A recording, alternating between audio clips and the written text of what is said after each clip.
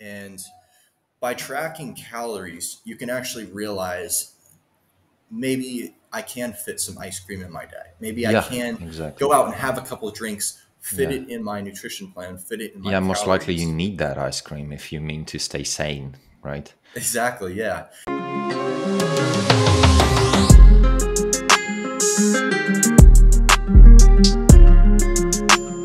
Yes, Pretty nice a awesome. lot. Okay, can you? Good. Well, Yeah. listen, Yeah. thanks a lot for agreeing to do it. Thank you. Yeah. No problem. And, not really sure what to expect. I don't know much about you, so I'm excited to get to No, know. no, I don't think you should expect much. I'm just, I'm an amateur, just getting easily into the podcasting. It's an interesting thing because as I said previously, recording previous episode, I've noticed that I do not even enjoy listening to those podcasts as much as I did before. But it's surprising because I do want. So I'm a bit conflicted, because I'm not a big fan of those podcasts no more. But I'm part of that whole, spectrum of podcasters, nonetheless. So, how much time do you think we've got? I mean, 45 minutes to an hour would be, I Okay, think, yeah. a good amount of Yeah, time. sure. Awesome. Well, so being a member of that platform for matching guests and podcasters, I'd like to ask you if you often receive some invitation. Do you often appear on some shows and podcasts? If you've got any experience about that. No, this is the first podcast I've been on. I signed up for some kind of website to meet podcasters, and uh, I haven't really paid much attention to that. You're the first person who's reached out to me, so Oh, yeah. How thought long I'd have give you it a been on shot. that platform? Yeah.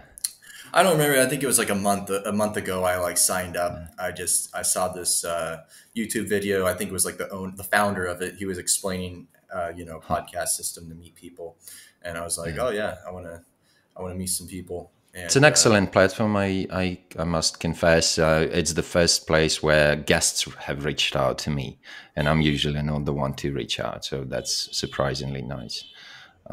How do you? Is promoting yourself a purpose of yours as a coach, as a trainer? You would obviously like to brand yourself. Am I right? yeah, I want to help as many people as possible, and I don't want people to go through the same struggles that I did. So, yeah, my goal right now is growth and getting my message out and helping people as much as possible.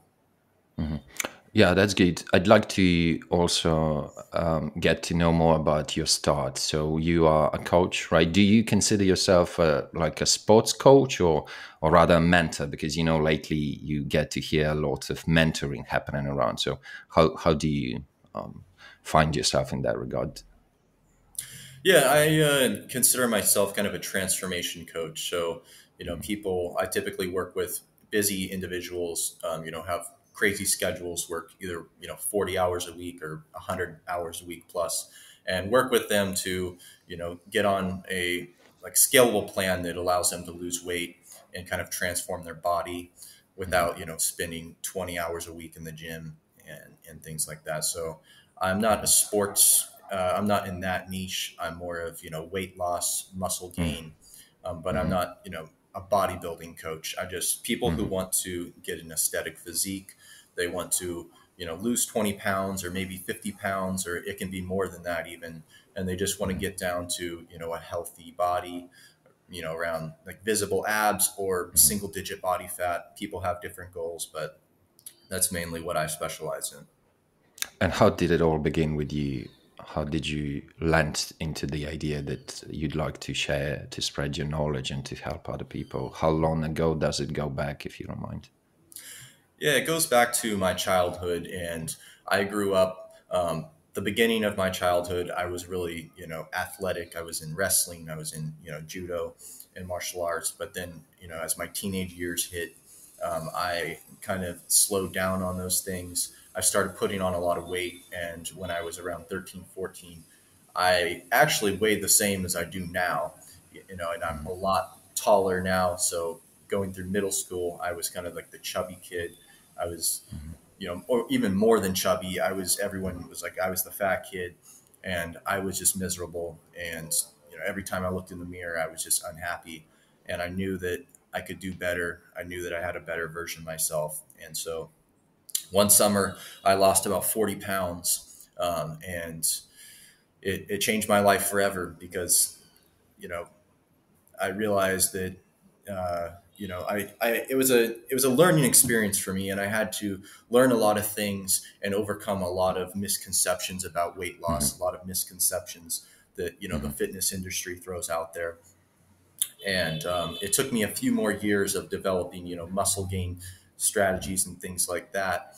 And I ended up helping some of my friends. I helped my girlfriend lose weight, and they were just like, "Why don't you you should just be a coach? Like, why are you, I was trying to start other businesses, and they were like, why don't you just do this? Because I mean, I got them to lose like 20 pounds. I got my girlfriend to lose like 15 pounds, and they were just, why don't you just do this? And um, I felt really inspired because now I'm actually able to help people who've come from the same beginning, and I know the entire journey, so I can help people along the way.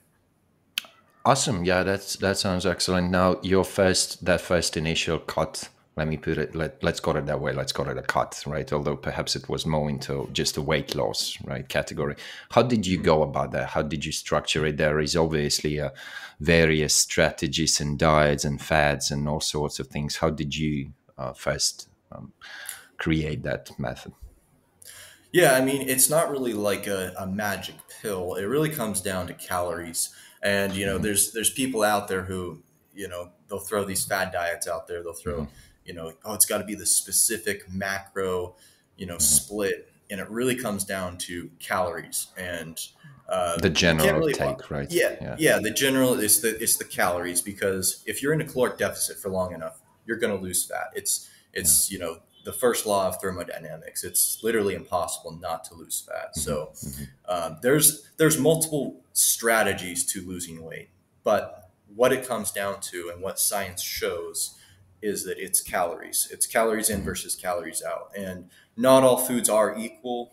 But if you're in a caloric deficit, at the end of the day, it doesn't Hmm. matter. You're gonna lose. You're gonna lose weight. Hmm. It's impossible not to. Now, what do you think? What's your take on those situations? I'm sure you're aware of that. Maybe you've had some clients experiencing something similar when a person cuts calories so drastically that eventually they just plateau and the weight loss just stalls. Have you ever experienced, or any of your clients maybe experienced like that? Because when I go on a cut and I'm in one of a phases like that right now, for me it's always been a bit difficult not to cut too drastically, because I always need that crazy, quick, effective result. And obviously, if you cut too drastically, your body, is it true that your body then enters some sort of almost like energy preserving mode and the weight just doesn't drop any further? Yeah, it's a common thing. I've seen a lot of people cut down to 500 calories, or Yeah, even like just going days without eating, and that's not that's good. Your wild. body's going to kind of go into a stress mode, starts holding on to water, and that's typically why people don't lose weight, or they plateau. You can only sustain a huge caloric deficit for a certain period of time, Hmm. Hmm. and then your body kind of goes into a stress mode. So a lot of the And clients that when it's in that stress mode, it's impossible to drop any weight. Is it true? it's not like impossible. It's just you'll see it plateau because your body's going to be Yeah. starting to bloat, and you're going to see a lot a plateau as far as like weight loss progression. And I've had a lot of clients who've come to me actually, and they've started they were in these crazy caloric deficits, 500 calories, Hmm. 800 calories. And for a lot of them, I've actually increased what they were eating. I Hmm. increased the amount of food they were eating, Hmm. and their weight dropped. It's like it's pretty Hmm. crazy Hmm. when you think Hmm. about it, because Yeah, someone's quite like, counterintuitive, right? yeah, exactly. Someone's starving themselves, trying to lose weight, and I'm like, you got to eat more. Yeah, yeah, They yeah, eat more, yeah, and yeah. then they lose weight. So it's When pretty you interesting. advise them to increase the calories intake, do you also incorporate more activities, or does activity level remain the same at that point when they start eating a little bit more? Yeah, and it really depends on the person, because some people have more sedentary lifestyles, some people are more active. I mean, if you're working, a manual labor job, you're working construction, you're on your feet all day, you're a Right. server at a restaurant, you're going to be getting a lot of steps and a lot of movement, and so it really just depends on the lifestyle of that person. Yeah. Would you say that having an active lifestyle and being involved into physical labor overall more beneficial for weight loss? Because in bodybuilding field, people who tend to have sedentary lifestyles are a little bit more privileged, right? Because it's surprising. If you get to sit a little bit more, you chill a little bit longer, and then you put maximum effort into those training sessions. But if it comes to weight loss, do you think having a sedentary lifestyle is a disadvantage? It is a disadvantage, but I mean, there's ways of working around it, and the science shows that if you, in general, get more movement throughout your day by non-exercise activities, so it can be cleaning the house, it could be doing the dishes, it could be going for a walk, things like that.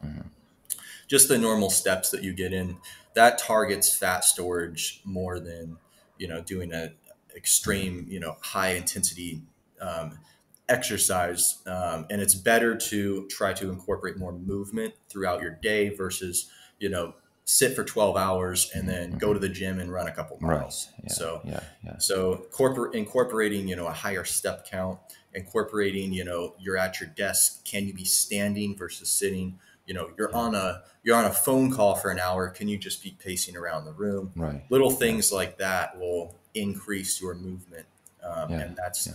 going to add up in the long run.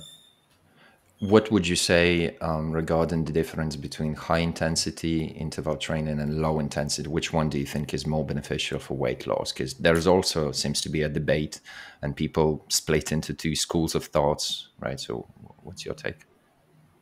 Well, for the clients that I work with and for people in general, I recommend trying to get just in general more movement. And Yeah. the science shows that I mean, if the thing is, at the end of the day, if you're in a caloric deficit, you're going to lose weight no matter what. But if you're able to get a low intensity exercise in, it's been shown to target more of the fat storage.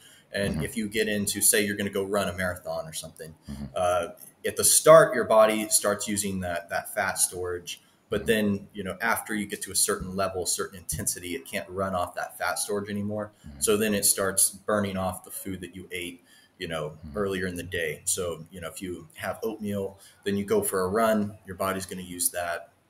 But if you're just kind of walking around, moving, and you're, doing intermittent fasting like I do, beginning hours of the day, then your body's going to target more of that fat storage. And what is your protocol regarding intermittent fasting? Is it 16 to 8, or is it something more extreme? I don't really stick to an exact schedule Yeah. because it just really depends on my day. But usually I'll go into, anywhere from 1 in the afternoon until 3 in the afternoon. And it's around a 16-8, it can be, what is it, 17, I don't know the number, 17-7 or whatever. But I've done longer fasts. I've done shorter fasts. Yeah. It really just depends. And again, with anyone who's like listening to this, like the intermittent fasting, it's not like A a set magic tool, schedule that right? you need to follow. You really have to figure out what works best for you, what works best for your schedule. Yeah. And Yeah. there's even strategies just 6 hours after you wake up, 5 hours after you wake up, things Yeah. like that. Have you, now I'm going to ask a little bit of a crazy question. I've been contemplating it lately. There are certain people who are into a bit of a psychology department who claim that having a breakfast might positively impact your overall psychological well-being. Have you ever thought about that from that perspective? Like, not in terms of physiology, in terms of calories burning or whatever, right? But in terms of your well-being, and have you thought about that? Yeah, and there are some people who fasting, people hate it. Like there's some people love it, some people hate it. In my experience, most people can do it, but there are a few people who are they just get too irritable. They get psychologically they just don't like it, and that's completely fine. It's not like intermittent fasting is like a tool in your tool belt that you can kind of pull out, and it makes weight loss a lot easier, but it's not, something that, oh, you can only lose weight by doing intermittent fasting. It's just an accelerator for results, and it's just a tool to have. And I do know some people who have tried it and they just hate it. They get kind of Mhm. lightheaded. They don't like it. And then there's people like me and the majority of people who can do intermittent fasting and they feel fine. They feel great actually. They can go long hours in the day without eating. Yeah, I've noticed with my own experience, intermittent fasting fit the nicest in my routine when I was keto. For some reason, like as soon as I entered, I don't really know if that was a true state of ketosis when my body switched entirely to fat, but there comes sooner or later a moment when your energy is surprisingly good compared to how little calories you've consumed. How would you mind elaborating a bit more on how exactly intermittent fasting impacts weight loss? Because a lot of people report that it's more about almost like updating your cells or something like that. What's that process called? Like autophagia or something like that. I might butcher that. I can't remember. But how, in your opinion, does it exactly hit weight loss? Is it because you tend to lose less calories, or is it a bit more elaborate process in your body? Yeah, well, there's two benefits or two reasons that I use it for, and reasons that I recommend it. The first one is it just makes being in a caloric deficit a lot easier, and Hmm. it's one of the things that I discovered when I first lost that 40 pounds in the summer, because typically, if you're going to be in a caloric deficit and you were to eat, tiny little meals all day, you're going to be hungry. You're going to be, at the end of the day, you're going to go to bed hungry. I've tried that before and I hated it. With intermittent fasting, if you can drink, lots of water for the first few hours of the day, drink some coffee, have maybe a small meal or a couple small meals, and then have a bigger meal at the end of the day, what it does is allows you to have, a satisfying meal Yeah, and feeling go to of bed. Yeah, satiety, right? exactly. And you go to bed feeling great, feeling full, and you sleep really well. And after time, your body kind of adjusts to it. You really don't get hungry till, in the afternoon. And then you have a small meal, big meal. Makes it super simple, makes it easy to follow versus if you were to have, six, 300 calorie meals all day long, you never feel satisfied. And then, what happens when when your friends want to go out? Like you can't go out to a restaurant and find a 300 calorie meal, Oh yeah, when you want to have crazy. when you want to have a beer or something, Yeah, yeah. it makes it impossible. So Have intermittent you fasting. personally? Yeah, sorry. Oh, good. I was going to ask you what was the lowest calories intake you've ever been on? Have you ever reached some crazy extent? What was the lowest? I'm curious. The lowest I've ever done was 1200. Yeah. And, for my body weight at that time, that was very low. That's what I did when I lost that 40 pounds. Looking back now, that's way too low. And I mean, it just depends. 1200 can be right for the right people, but it really depends on body type, age, and your starting Activity weight. level, right? Yeah. Yeah, exactly. So for that time, that was extremely low. Gave me really fast results, but looking back at it, I did lose a lot of muscle in the process. Have you ever dealt with, personally dealt, or if you ever observed in one of your clients certain eating disorders? Because that seems to be unfortunately, a common issue with a lot of people.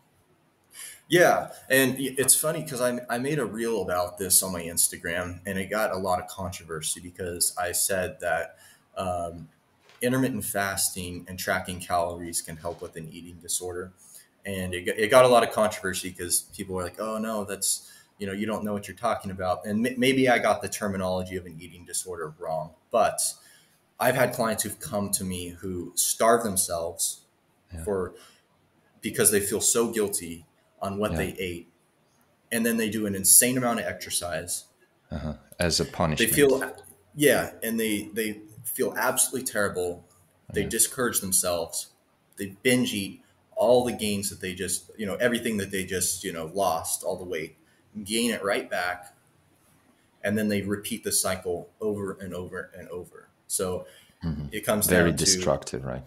yeah, exactly. And by tracking calories, you can actually realize maybe I can fit some ice cream in my day. Maybe I Yeah, can exactly. go out and have a couple of drinks, fit Yeah. it in my nutrition plan, fit it in my Yeah, most likely you calories. need that ice cream if you mean to stay sane, right? Exactly, yeah. And fitting these things that normally you might have ice cream and be like, oh, I ate ice cream. It's not healthy. Yeah, I need to go to the gym and work it yeah, off. yeah, I feel right, shit. I feel horrible about myself. right. You can figure out how to incorporate these things that you like in your diet. Yeah. Uh, Intermittent fasting allows for a lot of freedom to eat those things you enjoy. And I have clients who it's actually helped them so much Hmm. by switching to counting calories and intermittent fasting. And I mean, people can say that I'm wrong, but maybe the terminology of an eating disorder, maybe I have that part off or whatever. But I've dealt with a lot of people who have starved themselves, who've done Hmm. crazy things because they feel guilty. They get on my program or they try, counting calories, doing these things, doing the techniques that I teach, and it actually relieves them of all that guilt.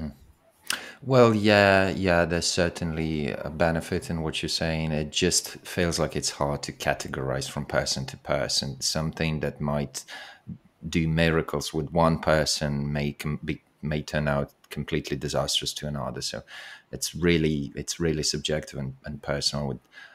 What would you say is the main reason of especially women having those eating disorders?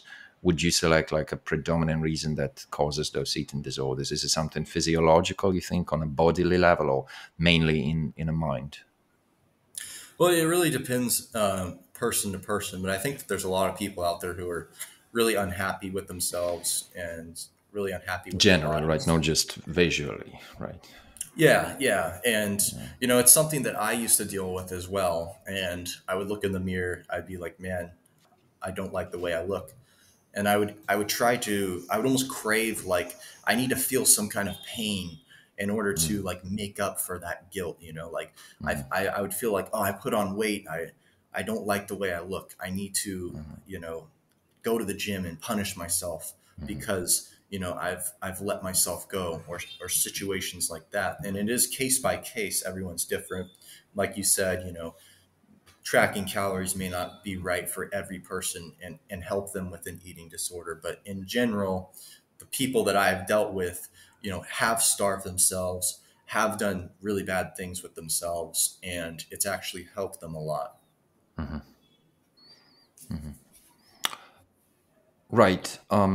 Have you cycled cutting and bulking phases? But I know you're not that much into bodybuilding specifically, but I would imagine that that's also a big demand from clients, I might assume. So now, what's your experience, if any, with switching from cut to the bulk and vice versa?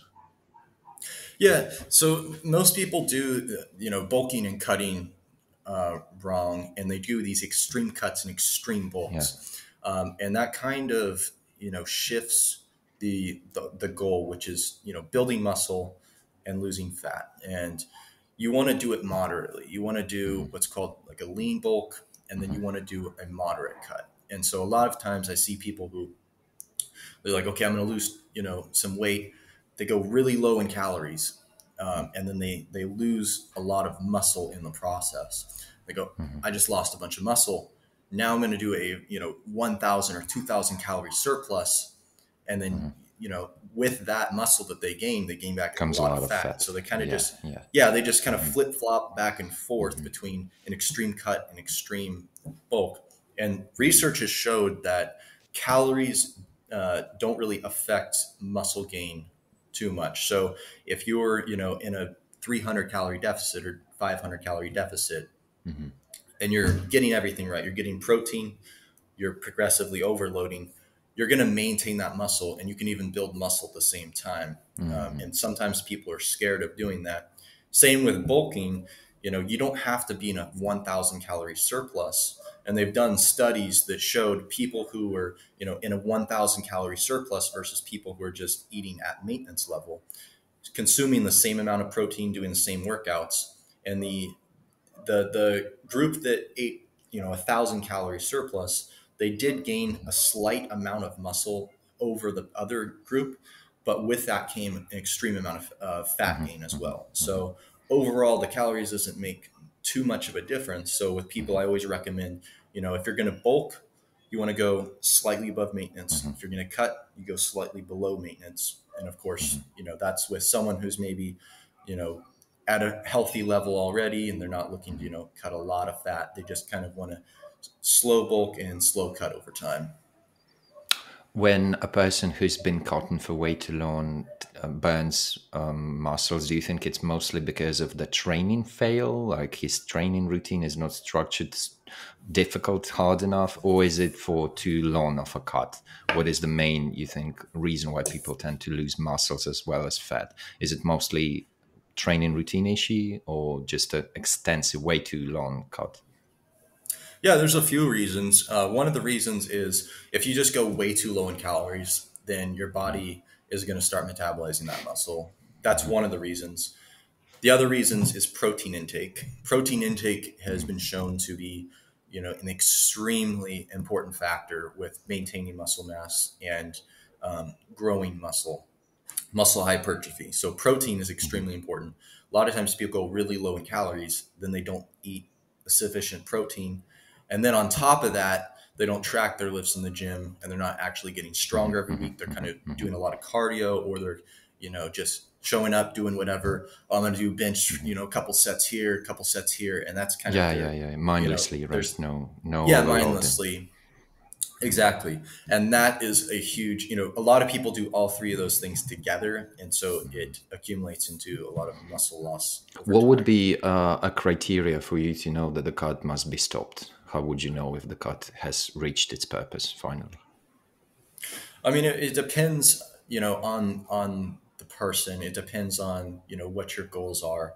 Yeah. You want to periodically eat at maintenance and stop Uh-huh. the cut. So, you can get, if you stay in a caloric deficit for a long period of time, there are going to be, hunger spikes where you're just going to be like, man, I'm kind of feeling hungry.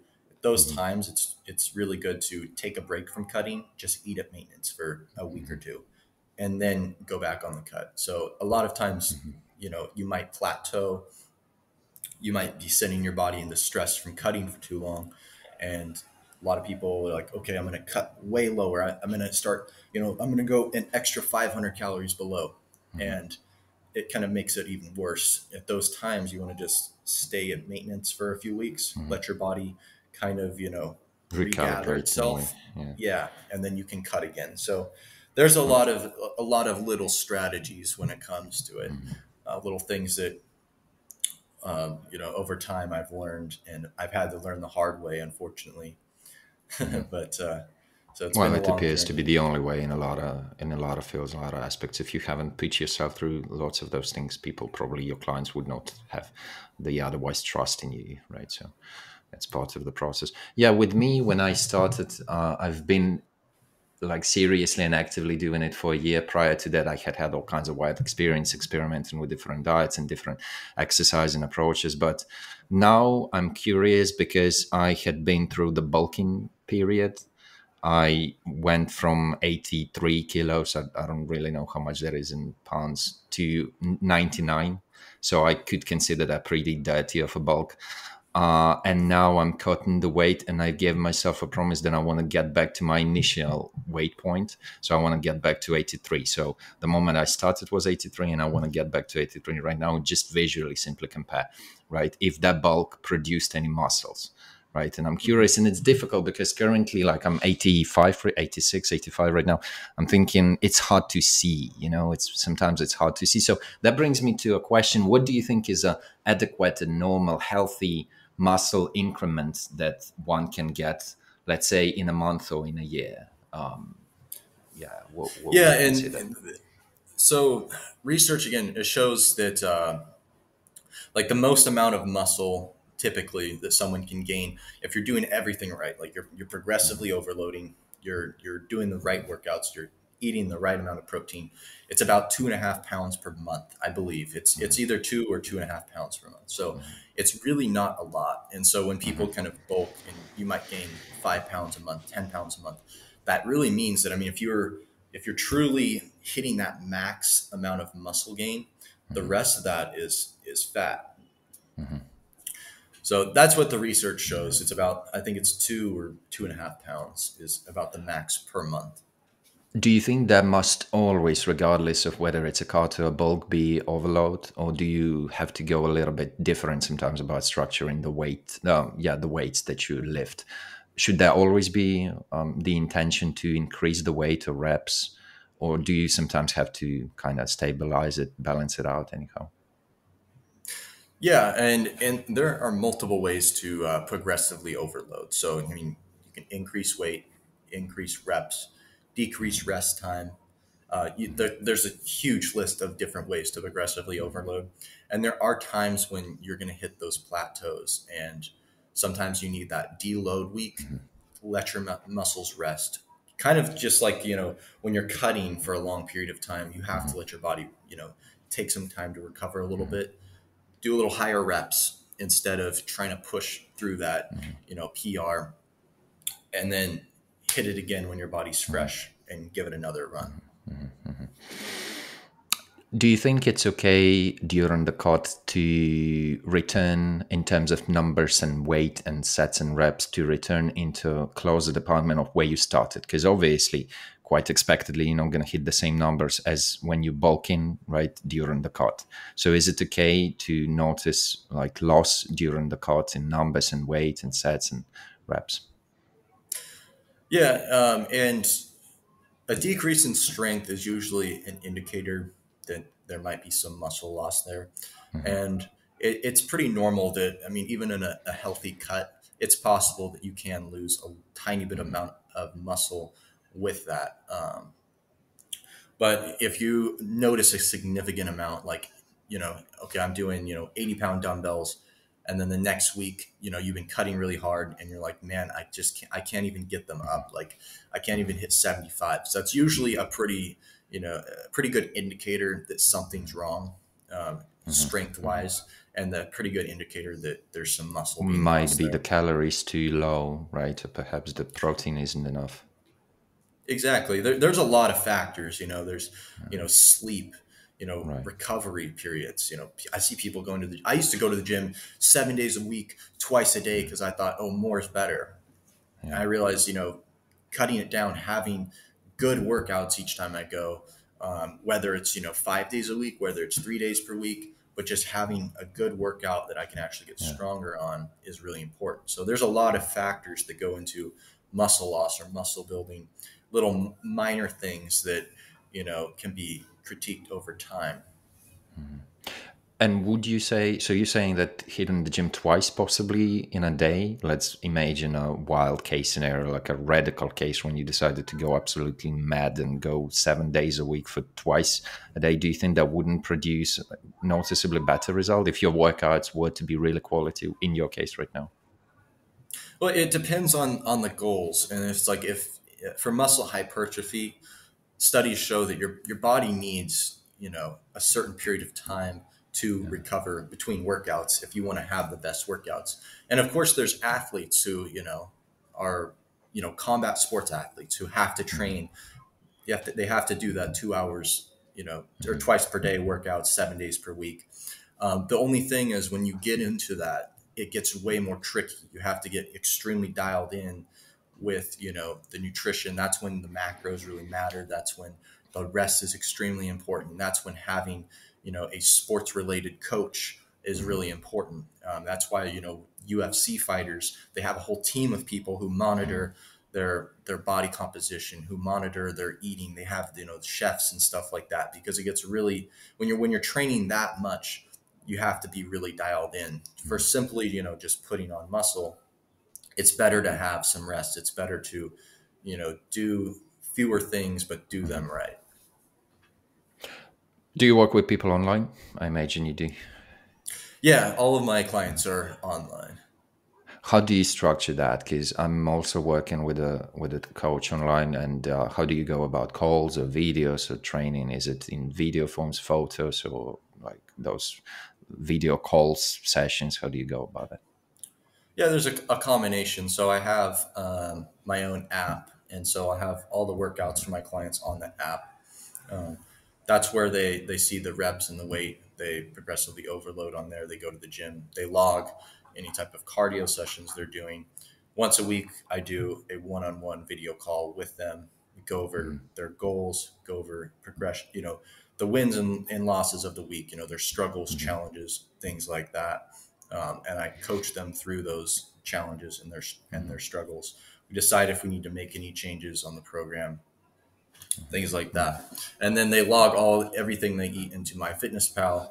I check in with them multiple times per week, making sure that they stay on track, keeping them accountable, and making sure that they have great results. Yeah, that's good. That's good.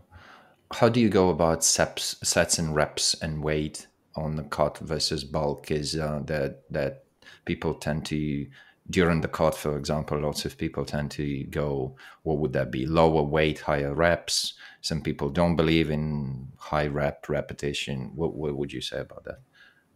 For my program, I keep the reps about the same, and it really depends on the individual. So typically when I work with older individuals, I'll do a higher rep range. When I work with younger individuals, we'll go a little bit lower in reps, higher in weight. But as far as, cutting and bulking, a deload week, you want to go, higher in reps, take off the weight a little bit. But as far as, bulking and cutting, it doesn't make enough difference. I keep people on the same plan, whether you're bulking or cutting, because at the end of the day, it's protein, progressive overload. That's what's going to cause the muscle gain. That's what's going to cause those strength gains. What makes a good coach? Let me ask you. If you were to search for a coach, or maybe you've had one, what qualities would you look for in the person? Well, the thing is, there's a few things. The sustainability is a huge aspect of it. So having the right program that is sustainable for your lifestyle, and then the accountability aspect of having a coach is one of the most important things, because it's one thing to just go, everyone's seen those people. Oh, I'm on a diet. A month later, they're off the diet. They're back right where they were. And having that accountability of a coach is going to give you the results. And so, people, by hiring a coach, you're paying for the results. You're not, it's not like I'm going to say, oh, this is the magic pill. This is exactly how you're going to lose weight. I'm going to make sure that you do the things to lose weight. I'm going to make sure that you're doing the things to put on muscle, and I'm going to hold you accountable and give you those results. Yeah, the other day I've listened to this interesting phrase by one military person who said, it's Jocko Willink. You might have heard about the guy, right? He's rather famous. You listen to him? Yeah. So Jocko was saying something in the military context. He said that if a soldier of mine who I take care of has failed on a mission or deployment or any sort of thing, he says that it's mine and only my responsibility, and the fail of that person who depends on me, and the failure of that person is essentially my failure. And I'm an English teacher, and I've been trying to project that situation on my students' cases, and I'd be curious to know your opinion. If a client of yours miserably fails, do you tend to take it on you to blame yourself for that, or do you still believe that at the end of the day it's on the person whether to do it or not, whether to perform those reps quality or not? How do you go about that? Yeah, I mean, it's a little bit of both, and mainly it is my fault, because my job is to hold them accountable. So my job is, I don't expect perfection, and I don't expect people to get 100% right the first go around. But my job as a coach is to see people's flaws, see some mistakes that are being made, and then coach them through those challenges, coach them through until they're successful. And so, yeah, it all comes down to, I can give them exactly what they need to do. It's their job to do it. And if they make mistakes, I'm there to help them correct those mistakes. Yeah. But eventually I still feel like whether to do it or not, by general kind of extent, depends on them at the end of the day, right? Because It it's like, does. yeah. I can't hold a Right. spoon, in their mouth and Yeah. force them Yeah. to, For but sure. I can help them overcome Facilitated challenges. greatly. Yeah. Do you think anybody can get jacked, directly speaking? Well, what do you mean by jacked? Like how I jacked mean, are we all that. talking? I mean, shredded. Minimum fat, maximum muscle. We're talking about serious level, not some rookie kind of level, but like Hollywood actors kind of level. Yeah, I think that achieving that type of physique is very, very possible. Anybody can achieve, a great aesthetic. When it And comes by to, being jacked, do I'm I want sorry, to, I didn't mean being like tired, because I know that's another definition. So I'm not asking if anybody can get tired, right? Because obviously everybody can, right? yeah, if you're trying to be like Arnold Schwarzenegger, then, you know, not everybody can achieve that. And a lot of people out there who do achieve those you know, are on steroids, unfortunately. But getting lean, anybody can do that. Yeah, Having a nice aesthetic that's, a good looking physique, Hollywood actor physique, anybody can achieve that. The yeah, time frame, it really depends on a lot of things. How dialed in you are with protein intake, how dialed you in with, the calories. And it takes some time to develop these things, but anybody can achieve that. What's most common issue that you run into with your clients? Um, Mostly it's drinking. Mostly it's, going out on the weekends, messing up on the weekends. That's a huge one that I see a lot. But the thing is, again, coaching them through how to incorporate going out on the weekends. I've had clients who have really struggled with that, and it took them, a few weeks and a month. Boom, no longer a struggle, and now they go out, they're still on track. But that is a really common one that I see. Another one, is like traveling, vacations, kind of goes along with falling off on the weekends. And I actually made a free travel guide now that I'm traveling the world, and it will show people how to, stay on track, the frameworks that I use Oh yeah, that's while nice. I might traveling. check that. I'm gonna definitely check that, because I'm pretty disciplined in terms of my routine, but time to time I can't live without those mountains retreats. And when you are there, privileged with having equipment of any sort. So I'm just thinking like what I even should do. My trainer normally during the cut, he's been telling me that all I've got to do is just walk a lot and make sure that I'm active. Would you recommend I incorporate anything else? Like what do you think about those regular push-ups? Simplistically, do you think they could be beneficial, or is it a waste of efforts and calories? It's not a waste. As a wrestler, growing up, there's kind of like this thing in the MMA world, doing like 500 to 1,000 push-ups every day. Mm, I don't think that's beneficial. But if you go on a mhm, vacation and you have no other option other than, body weight workouts, and again, it depends on your vacation length. Like if you're going for 2 weeks, mhm, yes, you need to do body weight exercise. If you have no mhm, gym around, like say if you're mhm, going camping in the middle of the woods, doing like push-ups, doing things like that is going to, help maintain muscle throughout mhm, that vacation.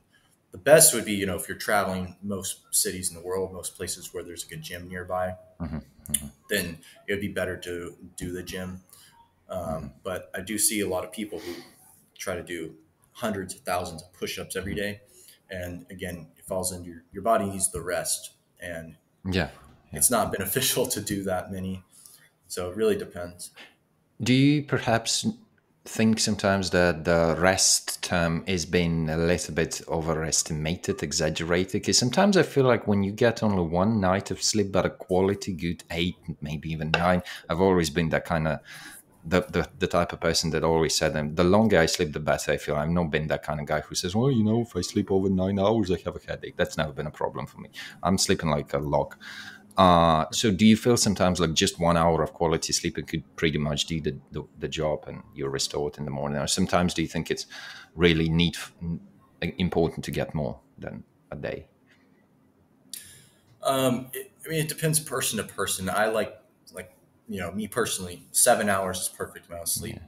Yeah. But I think people cut their sleep short, and I've experienced this too. I used to try to. I at one point I was working a job that was graveyard shift. I was working through the night, and a lot of times I'd cut my sleep short. I'd only get 3 hours of sleep every night, and I very quickly realized that it was affecting my workouts a lot. And Was it because of the duration of sleep or because of night versus day sleep? it was the duration of sleep, and also, yeah, the quality of sleep as well Yeah, probably wasn't as yeah. good. But So you would mainly, say that night sleep, even if we take the same 7 hours during day versus during night, night is still more preferable, right? Rather than day. yeah, I mean, I'm not an expert on like the Yeah. difference between night and day sleep, but I do know that like the length of sleep when you're recovering from gym workouts is extremely important. And a lot of with busy professionals, if you're getting 4 hours of sleep, 5 hours of sleep, that's really going to take a toll on the gains. It's going to increase your hunger levels, a lot of things. So it took me a lot of years because when I was 17, 18, I was just a kid. I was like, oh yeah, I can go off 5 hours of sleep. I can go off 4 hours of sleep, and I'm fine. I'm a little tired, Yeah, but yeah, I can do it. yeah. And now I'm very picky on my sleep, and Right. I go to bed at the same time every day. Yeah, very nice. I make sure that I get that sleep because I know how important it is. Right. You could probably notice similar narrative in a lot of adult individuals. The aforementioned Joko is reportedly sleeping no longer than 4 hours. And the funny thing, like one guy on a podcast said, the funny thing is that everybody thinks they hit that exact 1% of people who could live off that 4 hours. But the reality is like very few of us have been evolutionary adapted to sleeping so little. Majority of people, like that have you noticed this sort of a trend of not sleeping too long? Like it's become this social media braggy, boastful things. That, oh, look at me, I've slept 4 hours. Here I am back on a grind. You see a lot of Yeah. things. Oh, definitely. And it's kind of ridiculous because I don't think that cutting your sleep short does any benefits Yeah, to you at all. Like yeah, like productivity, like trying to get work done. If you like off 3 hours of sleep and I got to work, yeah, eight that's hours to crazy. get projects done and stuff. Oh man, it's terrible. There's not enough coffee to get me through that. Oh hell no, And for sure. oh man, I'm just irritable when I don't sleep enough. I just feel it in my Yeah, body. Sleep yeah, has become a huge priority to me over for the sure. last couple of Yeah, yeah. years. Now, not to stretch it for too long, what's next for you? Have you got any big, exciting plans that you would like to implement in the future? Yeah, as far as my program, I mean, I'm continually trying to get my message out, trying to build my social media following up so I can help more people. But also, since I have a martial arts background, I am in the works of developing a martial arts program Hmm. that's going to allow people to gain martial arts skills completely online, and it's going to be an addition to my training Hmm. as far and while losing weight, building muscle, people are also going to be able to Is that gain going to be martial in arts an app skills. form? Is that an app you're developing? Yeah, it'll be in the same app, but it'll be in addition to my program because Oh, I that's want nice. to be Would able. I that want to be? separate Would my. they? Would people be required to go to a certain facility, or could that be possible just at home? Although it's kind It'll of be strange to imagine, right? it'll be completely doable at home, Yeah, and interesting. so Nice. learning the fundamentals of fighting, kicking, punching, Right. strength training workouts Yeah. through martial arts is Oh, basically yeah, what it that's nice. is. Have you ever, now not to get to, questionable here, have you ever applied those martial art knowledge in real life, like in a fight? Because that's one topic that pops up sometimes when people talk to fighters, and it's always curious to know if they've ever had to, put anybody down by their skills. Has that happened with you? Yeah, I mean, I've had a few like altercations in my life, but I'm not just my personality. I'm not someone who goes out Yeah, and creates enemies. right. Very, very rarely do I ever, create enemies. But some situations have happened, and I think it's a huge misconception that people who practice martial arts are these angry, violent people because all they see is the UFC. But growing up doing wrestling, doing martial arts, really taught me a lot of self control and confidence that I don't feel like I need to make up. Oh, I need to go show people that I'm tough. I need to go show people I have something to prove. It's not really a big deal for me to, get an engagement with someone. So I don't go out Mhm. seeking those things. And it's taught me a lot of self-control. And I feel pretty confident. Like if I were, as if I'm getting in a fight, you know, I can control the things I do and I'm not going to overly hurt the other person. I Mhm. feel very comfortable in those situations. Mhm. Awesome. Well, yeah, I think we've nearly reached the 1 hour point. I think that's that sweet spot right there. So not to extend the episode for too long.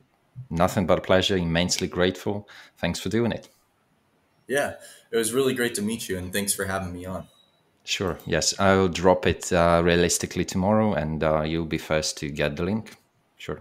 Awesome. Thank you Appreciate very it. much, sir. Thank you. Yeah, take Goodbye. care.